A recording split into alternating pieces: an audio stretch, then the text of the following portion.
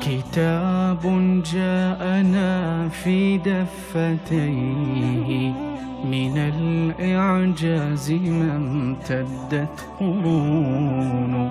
كتاب الله لا تحريف فيه فلا يطغى على العقل الجنون.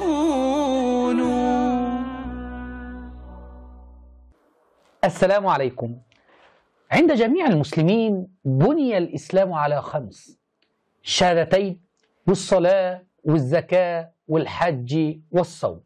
لكن خرج محمد بن يعقوب الكليني صاحب كتاب الكافي محرفا رواية أركان الإسلام في باب دعائم الإسلام عن أبي جعفر عليه السلام قال: بني الإسلام على 5: على الصلاة والزكاة والصوم والحج والولاية، وحذفوا الشهادتين.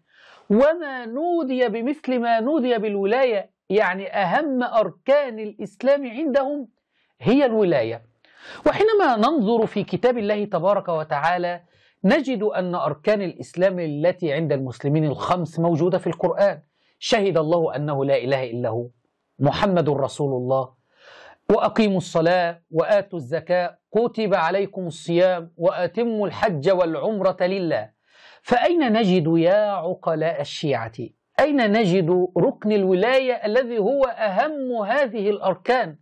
أين نجده في آية محكمة بينة تدعونا إلى الإيمان بولاية علي بن أبي طالب وولاية أبنائه من بعده في هذا الكتاب؟